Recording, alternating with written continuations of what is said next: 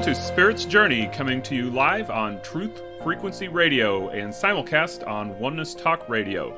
Your hosts are Patrick and Kathryn Andries. Join us each week as we explore a wide range of metaphysical topics such as dreams, astrology, intuitive readings, and life purpose.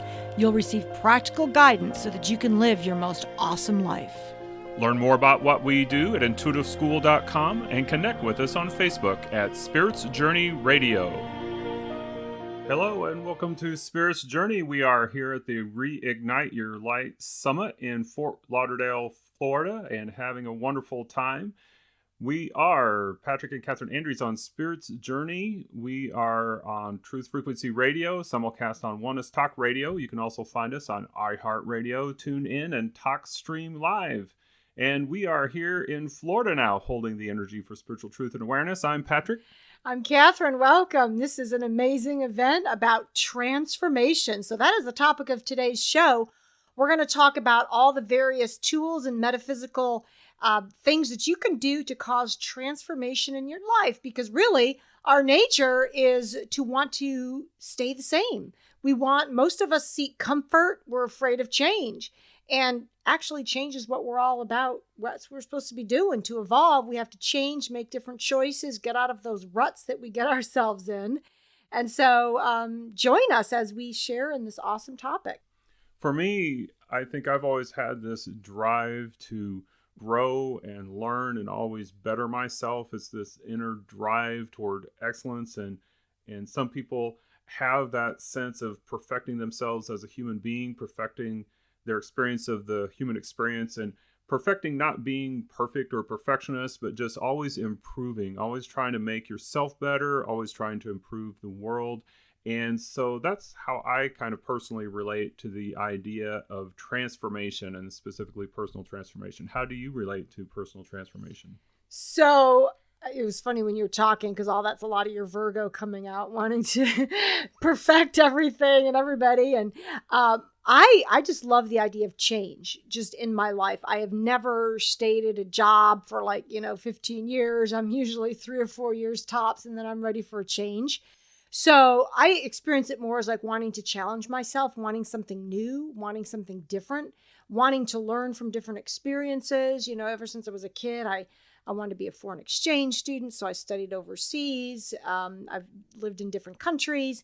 So for me, it's just wanting to learn and see life from different perspectives, and it helps me change myself and see where I'm kind of stuck in old ways. Now, you mentioned the word change. That's a really scary word for a lot of people. So how would you say that you address the fears involved with change? It seems like change is one of the most feared things, almost right up there with public speaking. But it's really interesting how sometimes even when you're making a positive change in your life, people still experience fear and apprehension about that. So how do you experience that? How do you work with that? Well, usually, if somebody's in a really good place, they don't want to change, which is good. It's usually only when we're in a kind of a bad place that we want to change. And so I usually stimulate people to look at, well, you're not in a good place right now. Why would you want to stay there? There's usually some kind of payoff that they're receiving from being stuck in a situation that isn't good. So once they see what the payoff is, and then they see that if they make a change, that the payoff could be different. That's kind of what stimulates them to make the change, is that we only stay in a certain place if we're getting some kind of payoff. And sometimes it's not a productive one. And when they see, wow, but if I change and go this route, the payoff could be way better. That's usually how I approach it. Well, our friend Dee Wallace has a show called Conscious Creation. And so when we're talking about really taking charge of your life and being responsible for the changes that need to be made, that is what we're really talking about, is learning how to be conscious creators. And the basic principle of metaphysics, in my view, is that our minds are creative devices, that we can create anything in our life that we choose to be there. It may not happen instantaneously, but as we create a clear image of what it is that we want, and we focus on that, and we take the steps necessary to create it, that we can make that happen. So how do people make those changes? How can they be proactive so that they don't have to hit rock bottom? Because that's what I've seen a lot of people do, where they kind of get to this place where their life just becomes so miserable that they can't stand it anymore. And that's kind of the point sometimes when I've seen them get motivated to make a change. And I've experienced that myself too. I'm definitely no exception. But I've also learned how to be proactive in making changes in my life and seeing what needs to change, making those changes, taking those steps before I become miserable, before it becomes painful and uncomfortable. So, how can people be more proactive in their life? Well, I think you're absolutely right that a lot of us, the pattern has been we wait for the wake up call, the car accident, the sickness, whatever it is to kind of jolt us into making a change. So we don't really need to live life like that. We can learn to make change on our own when things are actually, going well. We don't have to wait for the wake up call. So one way that works for me is surround myself with new and different people, because each person's going to say something different to you. They're going to bring to your attention different things to kind of stimulate you. So for me, it's people like, I just had my mom come visit and she pointed out, hey, you got to do this in your house. You got to do that. And I was like, oh yeah. When you live day in and day out, you see the same things. It kind of becomes normal for you. And it's like, oh yeah, I never noticed that dust bunny that's been sitting there for 6 months. Somebody else will notice it, for example. It could be any area in your life, that you have your blind spots. And so the more you surround yourself with other people, hopefully somebody that's in your circle is going to point something out to you. That's why I think living alone sometimes is a detriment to our soul growth, because we're just there with ourselves, with our own thoughts. But when we surround ourselves with other people, when we live with other people, we get that feedback. I think of that as seeing things with fresh eyes. And so that's why it is valuable. I also have found to have other people in your life so that they can give you feedback. They can describe things from another perspective. And it's also important, I found, to have an open mind, though, to be willing to listen to their ideas. It doesn't mean that you have to go along with every one of them, but at least consider it and see if maybe that's coming into your life at the right time, in the right place, because it's a message for you. It's a sign from perhaps your own inner self, giving somebody a little nudge or helping you get a little nudge to go in a certain direction. I have found a lot of times those little signs come up in my life when I need to make a change or make a slight adjustment. And I find sometimes that if it happens in a group of 3, if I see it 3 times in a short period, I take that as a sign that that's guidance from my inner self. Now, you can't take that as a solid, fast rule, but, it's worked for me. At least it is something where I think, well, okay, I need to pay attention to this. I need to look and see if that's something that I need to do. So one way that I have found too that you can be very proactive is by intentionally seeking intuitive guidance. Now, one way we've talked about is through meditation. There's a lot of different meditation techniques and very simple ones, from just very simple breath techniques where you're focusing on the breath. You focus all of your attention on the breath. So that's the only thing that exists for you. And there's more complex meditation techniques if you like something that's a little bit more involved.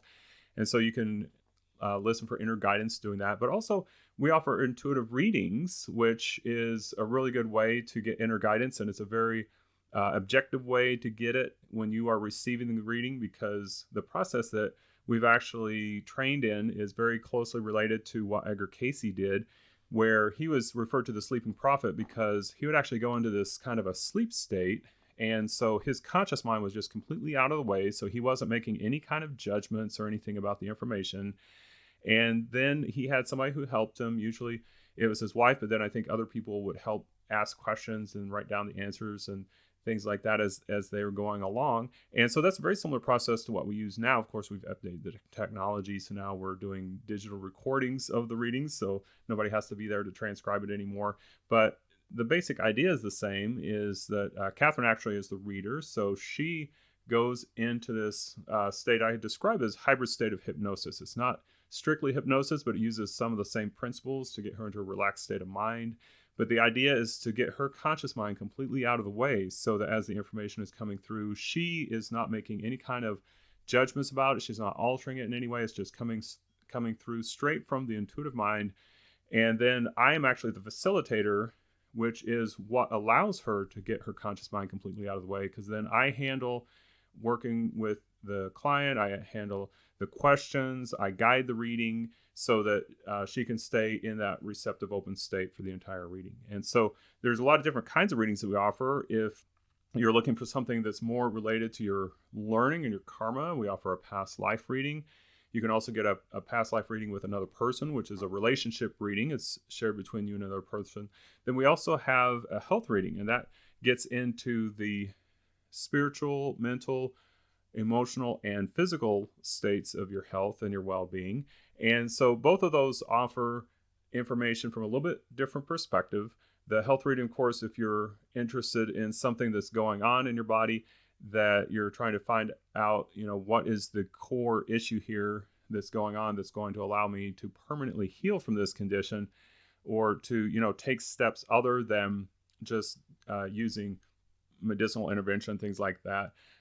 It gives you that feedback so that you can make those choices. You can take action to get things turned around.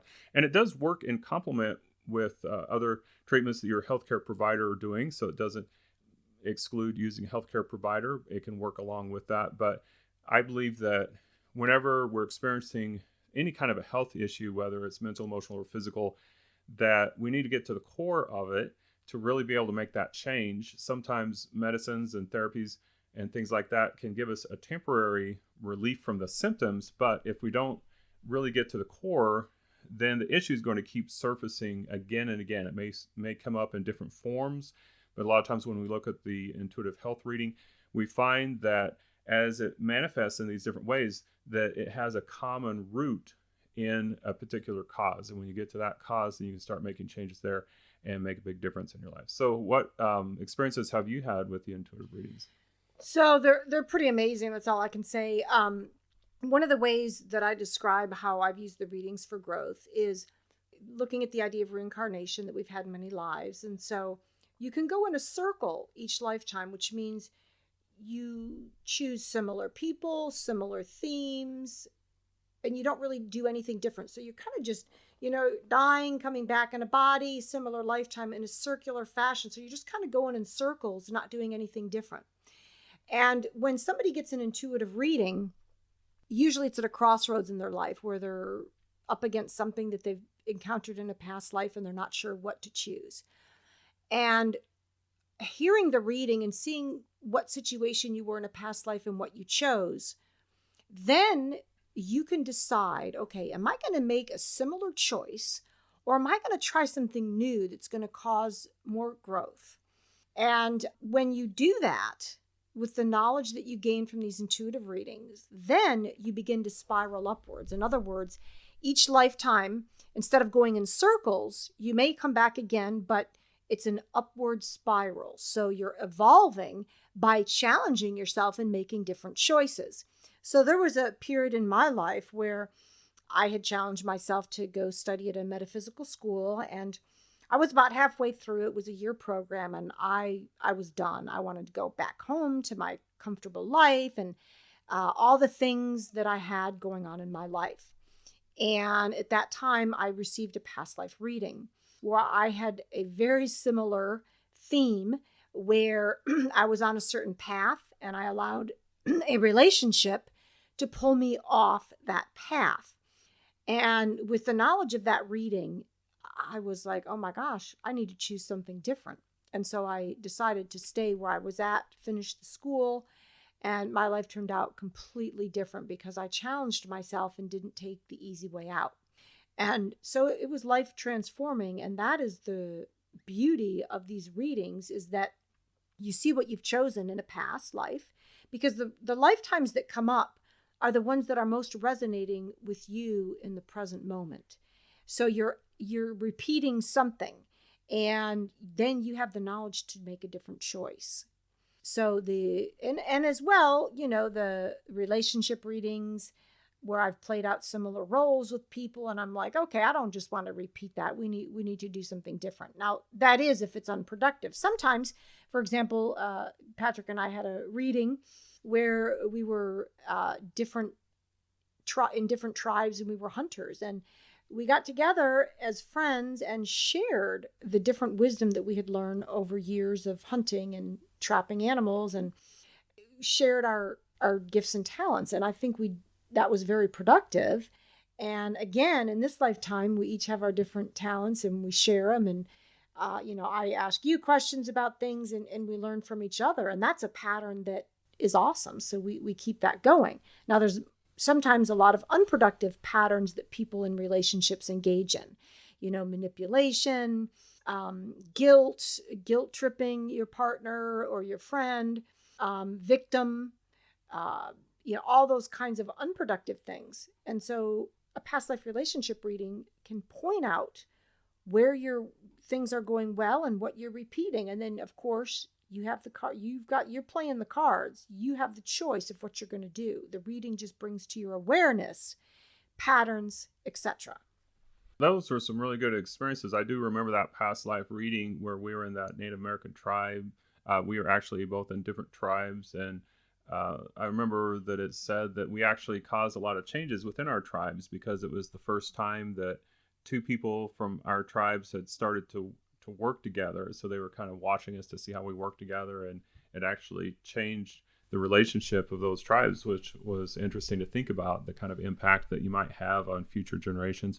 I had an experience with a health reading that I think a lot of people might be able to relate to. This was quite a few years ago, but it did make a pretty significant change. And in the reading, it was saying that even though I was eating enough, that I wasn't really getting the nutrition out of my food that I needed to, because my mental attitude was that I didn't really have time to eat. And I think this is an attitude, it may be unconscious, but I think a lot of people, as I observe people going about their daily business, seem to be in this kind of a mode where we're just so busy doing things, and then we don't really stop to appreciate the food that we're eating and take time to eat it. And so that was the suggestion actually in the reading, is just to slow down and to focus on my food as I was eating it, give it all of my attention. And so what I did, at the time before I got the reading, I would go through a fast food restaurant and go through the drive-through and get my food, and I'd eat it in the car as I was driving somewhere else, because I thought, oh, this was a really efficient use of my time. I can get something to eat and I can eat it as I'm driving somewhere else. And so I realized after the reading, though, that I wasn't really getting the nutrition that I needed out of that food, because my body was just rushing through the process of getting it through my system, because mentally what I was telling my body was, I don't have time. We just got to rush through this. And as I started taking time to go to a sit down restaurant, order a meal that was fresh cooked for me, or do that at home, take the time to eat and focus on the food, that I was able to start getting more benefit out of the nutrition of the meal that I was eating. And I found that things began to improve, and I definitely noticed some very positive results from that. And I had a similar experience with an intuitive health reading where it said my attention was focused in the past instead of the present. And that was impeding me from being fully in the present moment, from being able to visualize and focus on what I wanted. And I recognized that I would sometimes drift back to the past, but I didn't realize how much I was doing it until it was brought to my attention in the reading. And it's interesting, I was listening to some work by Michael Rice, who has been a guest on our show. He teaches the Why Is This Happening to Me Again series. And he was alluding to a passage in the Bible where it talks about Satan. And everybody has this idea of what Satan is. And he was saying that it's actually when your attention is not in the present moment. So it was talking about going to and fro on the earth, like going from the past to the present, going back and forth. And that was related to Satan, in other words, not being in the present moment. So it really is a problem that a lot of us have, is not being fully in the moment. And then you can't really think clearly. And so again, the work of Eckhart Tolle teaches again and again, being in the present moment. So that reading really brought that to my attention. And so I make a conscious effort to be more in the present, especially with, everything going on in the world, the technology. It's more and more of a challenge to focus. Now, when we get these intuitive readings, there is always a suggestion for how you can make positive changes in your life and what you can do for that. One of the things that frequently comes up is breath work. And Kathryn and I are both trained in intuitive breathing. We worked with Leonard Orr and Sandra Ray, who are both legendary figures in the breathwork field. And so when you do breath work, it is a way to really open up your mind and connect to that intuitive self. It helps to move energy in your mind and body. It helps to free blockages that might be occurring energetically or even physically sometimes. And so it's very simple to do, although we do recommend working with a breath worker. So if you can find one in your area, I know that you may be listening from anywhere across the world at the moment to us. So we do recommend probably for about your first 10 sessions to work with an experienced breath worker. And then after that, you probably will have enough to be able to start going off and doing it on your own. But there are some very simple techniques that you can start with right away. For example, like I was talking about with the breathing meditation, just sitting quietly for 5 to 10 minutes, start focusing on your breath, breathing in through the nose, breathing out through the mouth. Focus on the path of the breath into your body and out of your body, and just bring all of your attention to the breath so that as you're breathing, that you are completely absorbed in it. You feel the breath, even mentally see the breath, listen to the breath, and just focus all of your attention, as much attention as you can, on that process. And that helps you release everything else that's going on, and it gives you a very simple point of focus. That's one of the keys that we find over and over again that activates the intuitive functions of the mind, is by keeping the conscious mind occupied with just a very simple focus. That's where the whole idea of the mantras came from, for example, is it just gives a very simple auditory focus, so that you focus on a tone, or for example, like the singing bowls, or the Aborigines with the didgeridoo, or the monks would chant. And as you focus on that mantra, then you can release everything else, and that opens up the intuitive pathways. So the breath work works that very same way. It gives you a very simple point of focus. And as you focus on that, then all these things open up. And you don't have to force it. You don't have to go into it with any kind of expectations. You just do the breathing and see what happens, and just quietly observe and listen and see what comes to you. And if nothing comes to you, that's fine too, because maybe it was oxygenating your mind and body. Possibly it was clearing out energy blockages or something like that was going on. And sometimes we go through these stages where you might go through a process of internal healing for a while, because that's preparing you and opening you up for your next step in your spiritual growth. So then you might have an intuitive insight or something like that of where you need to go next, what you need to do in your life. So that breath work is very powerful. I've had some incredible transformation experiences. I worked with my guide in clearing channels and opening up gateways and pathways while I was breathing. And I've also had some very transformative healing experiences as well. What have been some of your experiences with breath work? Well, and I also want to mention that when we have a traumatic event, or something that really emotionally upsets us, those experiences get lodged in the body. We have what's called cellular memory. And so the power of doing the intuitive breathing is that the breath brings all that to the surface. It brings to our conscious awareness that which has been buried deep within us, that we have tried to repress and avoid. And of course, we know that you cannot destroy energy. It can only be created or transformed. And so when we repress these traumatic or negative things, they get lodged in the body, and eventually they can cause us problems in the form of health disorders or so forth. So the intuitive breathing done on a regular basis actually has the ability to keep us healthy by continually bringing up and allowing us to clear these negative energies. So just yesterday, I had this amazing breathwork session where I basically just was in bliss for like an hour. I really didn't have anything, traumatic that came up or to process. And sometimes we have those experiences where I just really needed deep relaxation and connection. And that's what I got. But I, of course, have had other breathwork sessions where, past lives have come up for me. Sometimes intuitive experiences about one time somebody was doing breathwork for me. He was acting as the coach, and I was picking up information about his son. And so it was really kind of weird, because when we get into that space, we open up into the subconscious so we can see past, present, and future. And so I've had experiences like that as well. It's important when you sit down to do your breathwork session to create a goal or purpose for that session. And then as you set that intention, then you're more likely to have experiences around that.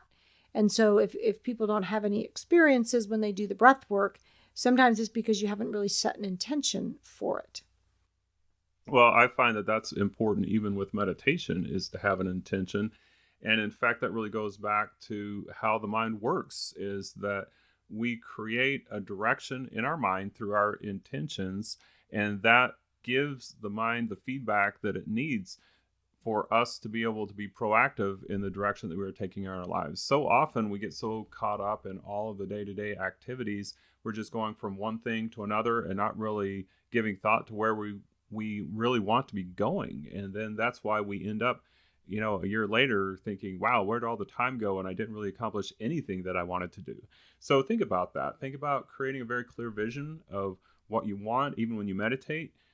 Just create a very simple intention when you get ready to meditate, as well as your breath work, and then let your mind do the rest. So it looks like we are at the bottom of the hour. We are going to be going into a short break. And so during the break, please go to our Spirits Journey page on tfrlive.com and sign up to support the station and our show. TFR is a listener-supported station. 50% of your contribution goes to Spirits Journey to help us continue to offer you information on health and spiritual development. This is Spirits Journey on Truth Frequency Radio and Oneness Talk Radio. See you on the other side.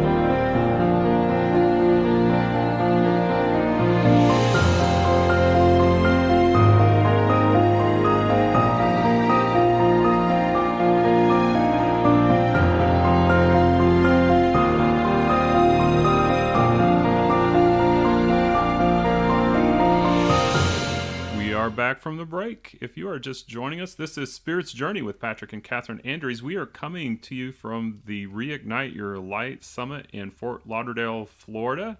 You can find us on Truth Frequency Radio and simulcast on Oneness Talk Radio. And welcome back. We were talking about breath work and the power that it has to transform us. And another really great way that I like to do breath work is actually by the fire. So for any of you who have studied Leonard Orr's work, he's considered the father of rebirthing breath work. He also teaches that fire has this ability to transform our thoughts, transform the body. It's very healing. I think that's why there's like this joy of just people receive of just sitting around the fire. So if you are lucky enough to be able to do breath work by the fire, you're kind of getting double duty, because as you're breathing and breathing out, as I was saying, some of the trauma or anything that needs to be released, you have the fire there to help you transmute and transform that energy. I really love sitting by a fire. I think most people can relate to the experience of the fire being just kind of mesmerizing, that as you sit there and observe the fire, all of your attention just goes into that moment, that experience, and all of your troubles and concerns just kind of drift away from you. And it's very similar to a technique that I learned that is called a drishti practice, where you focus on something very simple, and you can actually use just something as simple as a candle flame to do that, or you can sit by a fire. But when you actually sit by a much larger fire, then it has the added benefit of actually transforming your energy, because your aura is actually blending with the energy of that fire. Which the energy of fire in general is this uplifting energy. And as you observe a fire, you can see the fuel that's in that wood being transformed and being transformed into hot, visible gases. And then as they cool, then those hot gases rise as they continue to cool. So it's this very uplifting energy. As your aura, your internal energy is sort of cleansed and recycled by that fire, then you will feel that fire literally burning away a lot of your tension and energetic difficulties, and you'll feel different afterwards. So you do have to sit a little bit closer to the fire. You can't sit all the way across the room when you're doing a fire purification. But try that out. Just sit by a fire. Maybe if you have a fire pit outside, you can lay down. And if you're doing breath work, you can do breath work by the fire. So you can do two things at once. And it does speak to the spiritual elements. We know scientifically that there are many, many elements. Originally they talked about the air, fire, water, and earth elements, and the Chinese include metal in that. But we And still, wood. well, metal and Chinese. wood, Yeah. right? Yeah, yeah, metal and wood in that.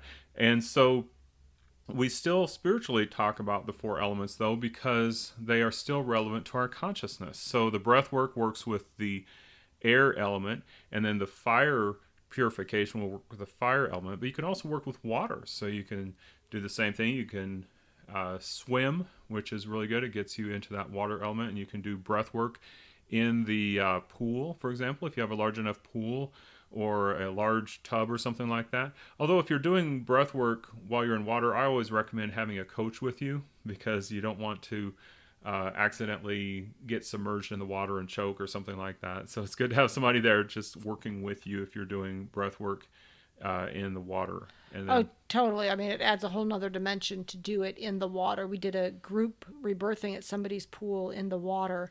Rebirthing is just another word for breath work. And it really was amazing because of the connection between birthing and doing it in water. So, we're in water the whole time we're in the womb.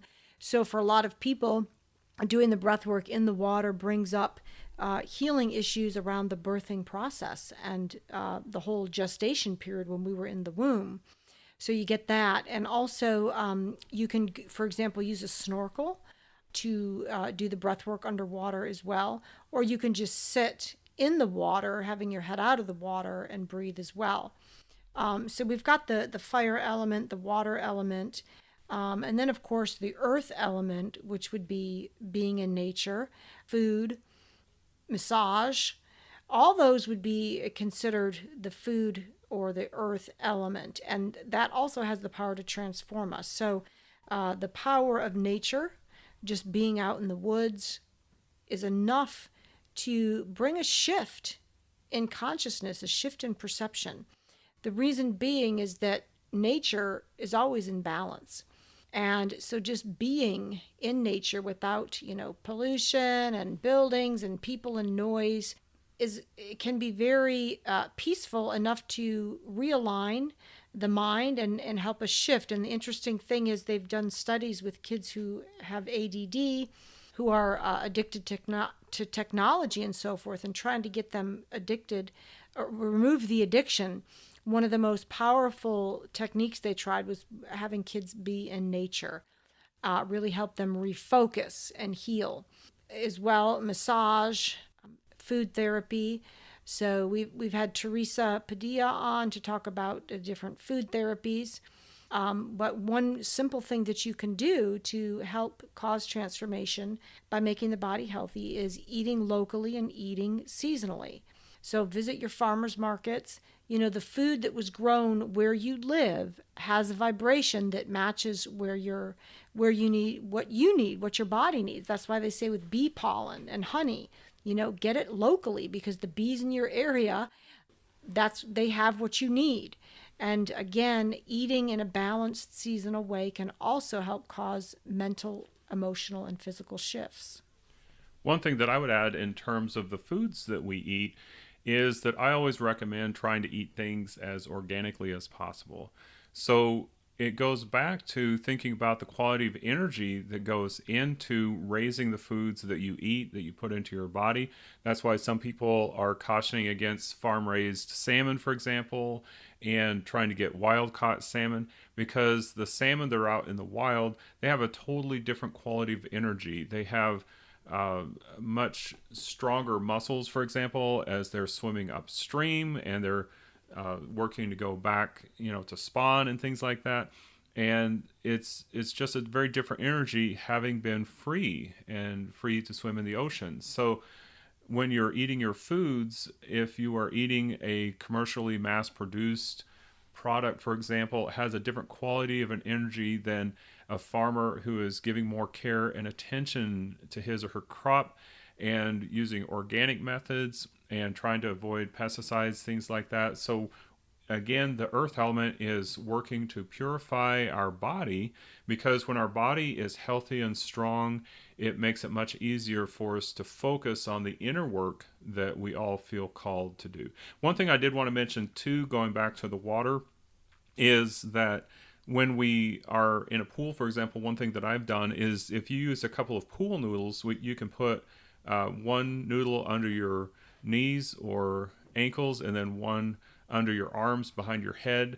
And then that's one good way to be able to float if you want to float face up. And then also, like Kathryn was saying, if you're using a snorkel, then you could use a dead man's float where you're floating face down, and the snorkel is allowing you to continue breathing while you're doing the breath work. And that's a little bit more of an immersive experience where you're actually in the water. But you may want to have some kind of additional flotation device just to keep you from sinking, because sometimes your legs might sink. So you may want to have maybe one noodle, even if you're doing the dead man's float. So that's just a little side comment there. Awesome. And so another awesome way to cause transformation has to do with who you surround yourself with. So there's a lot of spiritual masters that have said, you are the result or the combination of the 5 to 8 people that you are most close with that surround you for the majority of the time. So when we think of it that way, it's like, wow, I really need to pay attention to who I surround myself with. Now, we have the opportunity to be here at the Reignite Your Light conference, where we are surrounded by some amazing people. Dee Wallace, Robert Mack, Robin Rose, who's the coordinator of this amazing event, Joelle St. Germain, who helps to organize all these amazing things, Kelly Keisha, Dan Millman. I mean, just being in this energy is like, oh my gosh, I feel like I'm just immersing myself in uplifting, positive, transformational energy, because all these people have gone through different challenges. They've done the spiritual journey. I mean, it's never done, right? But they've made their way through this journey to get themselves to a certain point in their life. And they understand this idea of powerful transformation and upliftment. And they're all what we would consider light workers. In last week's show with Robin Rose, we talked about what is a light worker? What are they doing? And, this is an amazing time period because there are so many light workers surfacing around the globe. And so if you can find some light workers where you are and be in their presence as much as possible. Now, the Eastern philosophy, mainly from India, is one that says if you are in the presence of a master, a true enlightened spiritual master, they have the ability to remove or burn away your karma.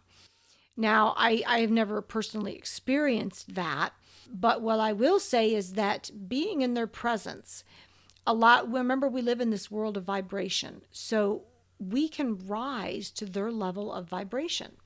Just like if we're around people who have, negativity or anger or whatever, all of a sudden we find that we're angry, right? Because we have lowered to their vibration. So why not surround ourselves with this higher vibration of people so that we can uplift ourselves rather than go in a downward spiral? We've all heard of those psychic vampires or toxic people. That's an example. We've recognized that those people pull us down. So at this Reignite Your Light conference, anybody who else is here will probably verify the same thing that I'm saying, that you're on a high. And a lot of times people will go through workshops and be like, oh my gosh, I feel great. And then they go home and they're like, wait, I don't want to lose it. And part of it is because you're not in the energy of those people anymore. So another way that you can keep that energy going is form a mastermind with other like-minded kindred souls who can uplift you. So that's actually a process in physics. It's an energetic process that occurs when you're around like-minded people, that you will tend to resonate with them and they will tend to resonate with you until everybody finds this kind of a consensus point in their energy. That's something that works a lot in group dynamics. In the old mechanical clocks, they actually call that process entrainment, where for example, in the old clock shops, it was really fascinating how all these clocks had pendulums and you could set them all to be swinging independently, but over time some of them will slow down a little bit, some of them will speed up a little bit until they reach this consensus point where all of the pendulums in the clock shop are swinging all at the same time. So when you go in, all the pendulums are swinging in unison. It's really an amazing sight to witness, but energetically that happens on so many different levels. And That is so yeah, cool. yeah, so even people, when you spend some time in a group of people, your physiological, biological process will start to sync up as well. And so the same thing is occurring mentally with our consciousness. And so when we talk about the heart energy and that spiritual energy and spending time with a guru or spending time with an enlightened master or somebody who you consider to even just be a great teacher, then we talk about sometimes, you're rubbing off on me or I'm rubbing off on you. That's really quite literal, that we actually do rub off on each other. So that's what Kathryn was talking about, is to be selective with the people that you choose to spend your time with. And as much as you can, take the time to go spend time with exceptional people, because they will rub off on you quite literally. Your energy will literally be changed and transformed simply by being in their presence. And I guess the only advantage if you're around negative people or, people going down on a bad spiral, you can use it as an exercise. Can you hold your energy high and not get sucked down to their level? But other than that, I prefer to be around the higher vibrational energies myself. Well, that is true. And that is actually one reason why it's good for us to interact with people socially, because even when people, we would consider them negative energy in our environment, that still is a good lesson for you, because people tend to trigger lessons that you need to learn. If you didn't really need to learn that lesson, it would not be triggered within you. So if it does get triggered, that is a sign there is something there for you to learn. And so when those triggers happen, then that's when we go back into meditation, we do our breath work, we do our fire purification, we do our water experience time and things like that, that we can do that internal searching to really identify the lesson, how it applies to us, and most importantly, the change that we need to make to move forward. Whenever there's a lesson, that is always a sign that we need to make a change. If you weren't triggered, there wouldn't be a lesson for you, but since you were triggered in that experience, that means there's a change that you actually need to make. It's not all about the other person, as we have said many times before. And not only are we triggered by people, but you guys knew this was coming. I was going to talk a little about astrology. We can't talk about transformation and not mention astrology. So we also get triggered by the planets. A couple I'm going to mention, Pluto and Saturn. So the planets really are on our side, and they do want us to grow and evolve. And when we have a transiting planet that touches one of our natal planets or squares one of our natal planets, we get what we call triggered. And the purpose is to wake us up to something that we have been avoiding to cause change. So Pluto, of course, is a classic planet to talk about because it is known as the planet of transformation, of radicalism, of going through the dark period to be able to move into the light. So when you have something going on with the planet Pluto, it really is shaking us to the core to evolve. So Pluto is what we call an evolutionary planet, and that it really reveals how over many lifetimes we have caused our growth. This is the way that we like our wake-up calls. This is the area in life where we like to evolve. So when we look at Pluto, we say whatever house it's in, whatever sign it's in, this is the planet, this is the way, and this is the area in life where I am going to be triggered and where I want my growth to occur. Now, for me, Pluto is in the 7th house, which is the house of close partnerships. It's the house of the public. And so, yes, through relationships, intimate relationships, I have been triggered and caused a lot of self-growth. It also means through the public as well. So that's a great planet to really dissect on your chart and understand well. Right now, worldwide, we have Pluto in Capricorn. And this is causing the shift in the way that status quo is. So Pluto in Capricorn says, I want to tear down the existing structures, platforms, break through the status quo to bring something new. So we are seeing a time where a lot of upheaval in the structures that are currently in place. Particularly, it's not just random, but it is basically the structures and those things that are not for the highest good that are being shaken up, and Pluto is radically attempting to destabilize them. Now, likewise, we have the planet Saturn. And Saturn is like a parent where it points the finger at us and says, you know what, you've been irresponsible in this area of life. You need to get disciplined with a wake up call. So we get our first major wake up call during the first Saturn return, which is age 29, 30, 31. It's about a 3-year period here. So this is a good chunk of time to enable us to wake up, make changes. Typically, Saturn's wake up call during that first period in our life is to show us what we really came here to do. A lot of times, the first career, our first jobs, are kind of leftovers from a past life. And Saturn says, you know, you really need to get on track with what you want to do this lifetime. That's old stuff. So it's the same thing in relationships. A lot of times, if people got married before the Saturn return, if it was not the proper choice, then sometimes a divorce will happen because Saturn causes so much wake up and change in us that that current relationship cannot withstand the change. So it becomes destabilized. So that's another planet then that's going to make its major wake up call every 29 years. So again, at age 58, we're going to get our second big wake up call. Not that it goes dormant for those years in between the Saturn returns, but it's just less intense. But of course, Saturn can always be triggered by any transiting planets, any eclipses, and so forth. Can signal some big changes. So doing a yearly astrology reading can help signal when something's coming, and then we can be proactive. So we do offer astrology readings at intuitiveschool.com. So if you want to be prepared for the coming year, the best time, of course, is to do an annual reading around your birthday, because then the solar return can also be read as well. But if you've missed your birthday and you're hearing this and you think, yeah, I want to get prepared, it's okay to do it at any time. So let us know. Send us an email at intuitiveschool, info@intuitiveschool.com, or just go ahead on the site and purchase one of the future astrology readings, and that will prepare you.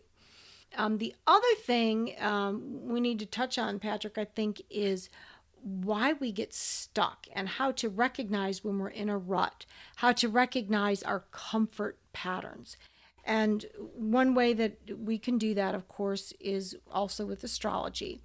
Particularly the South Node is where we've been in past lives. And so it signals our area of comfort, where we like to hang out, where we tend to get habitually stuck. Well, one of the things that I've noticed whenever there are habits within myself, and I've observed this with other people that I've worked with over the years, the many students and clients that I've worked with, that when we have a habit and we are actually making progress in terms of being able to change this habit and move it into a more productive channel. And that's really talking about being more in alignment with who we are as spiritual beings, being more in alignment with what we describe as the universal laws of consciousness. And so as we are making those positive changes, that the intensity of the experiences related to that karma become less and less intense every time that they come back around. And as we mentioned before, that the karma comes back to us, and Jesus talked about this even when he was teaching, as you sow, so shall you reap. So that's really talking about the thought energy that you are putting into your mind, that you're putting out into the world, comes back to you. It actually comes back as the experiences that you have in your life. So as we are making those positive changes, our experiences with that karma become less and less intense. Now, one thing I want to mention here too is that karma actually refers to the experiences that we are creating that we are not completely in control of. We aren't fully aware of what we are doing, and so we are possibly unintentionally, or hopefully not, but sometimes people actually intentionally do hurt people. And so as we are putting that energy out there, and as we are hurting ourselves, that comes back to us, for example. So that is something that you are doing without full awareness, because if you had full awareness of your role as a spiritual being, and you were fully aware of who you were and who they are, you would not, under any circumstances, put out any kind of energy that would hurt another person, intentionally or otherwise. So as we are learning those lessons, as we are coming to understand that, then our experiences become less and less intense, because we're actually making progress toward revealing the light that is within us and reconnecting with that original source. But unfortunately, when those experiences become more and more intense, that means that we aren't really understanding the lesson. That needs to be a big wake up call. And like we were talking about at the beginning of the show, when sometimes people get into a position of so much pain that they hit rock bottom, and that finally gives them the impetus, the motivation to wake up and start making those changes. And that's why we have this process of consciousness, to help us keep learning, to make sure that we never get so stuck that there is nowhere to turn, that there is nothing that we can do. So the experiences, if we aren't learning, once again, get more and more intense until we finally reach that pain point where we make a change. That's especially the times when we really need to pay attention. And it's kind of similar to nightmares. If you're having recurring nightmares and they get more and more scary and more intense, that is a message from your subconscious mind that you really need to wake up and listen to that message, because it's getting more and more intense, because you're still following that same pattern. So it's the same way in our life. And when we talk about karma, I've been working with this idea that, this physical existence we have, this is the dress rehearsal. And a lot of people mistake it for the real thing. And so they'll do, evil things just to get ahead for short gain, thinking this is it. And it's like, oh, if they had any idea that this was just the dress rehearsal, and our actions during this life are going to affect us for eternity. This isn't the real deal. This is just the preparation for what's next. A lot of us, I'm sure, would take a lot more care into the thoughts and the actions that we take, realizing the karmic implications of our actions. And again, as we talk about this idea of habits and how we get stuck, I'll remind people of the image that I shared in the beginning of the show of an upward spiral. So instead of going around in a circle, in other words, doing things that we've done before because they're comfortable, they're familiar, we know what to expect, think of your life as this upward spiral, and to continually challenge yourself so that you don't get stuck in these ruts and these habitual patterns that, even if they're not like super negative, they're just going to waste our time going in circles, when an upward spiral will move us along quicker in the evolutionary scale that we're in. If you missed the Reignite Your Light event, join us following it June 24th and 25th in Delray Beach for a 2-day Discover Your Life Purpose workshop. Sign up at intuitiveschool.com under live events.